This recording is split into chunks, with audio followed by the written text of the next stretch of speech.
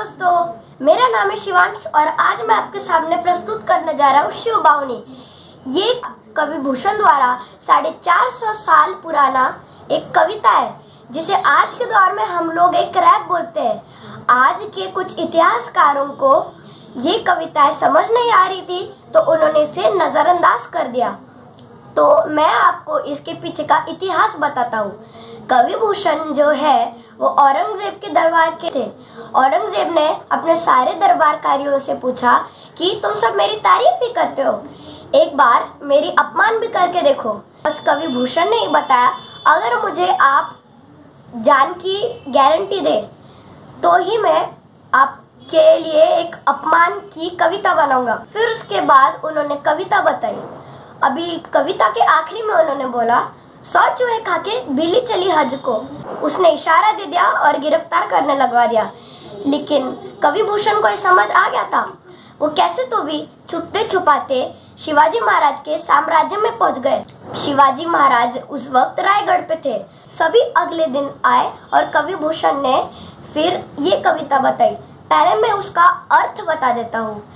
अर्थ ये है कि शिवाजी की चतुरंगिनी सेना इतने साहस और जोश के साथ चल रही है कि हाथियों के ठहल पैर धक्का मुक्की उसके वजह से जो पर्वत है वो उखड़ने लगे हैं। जो नदी नाले और समुंदर है वो भी अपना रास्ता बदल दे रहे हैं, वो हलने लगे हैं। और जो थाली में पारा रहता है ना, पारा मतलब मर्क्यूरी, तो वो हिलने लगता है। उसके तरह ही धरती हिलने लगती है।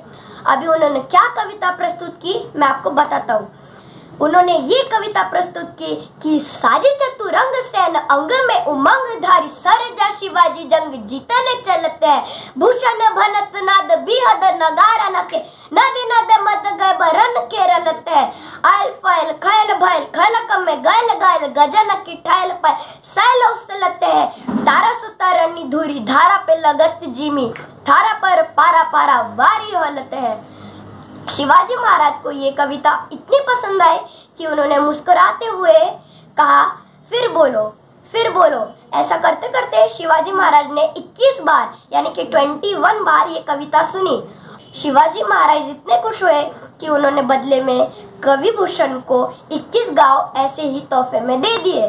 तो उसके बाद शिवाजी महाराज ने बोला, आज से तुम हमारे दरबार के कवि बन जाओ। तो अभी शिवाजी महाराज के ये पराक्रम के लिए जय भवानी जय शिवाजी।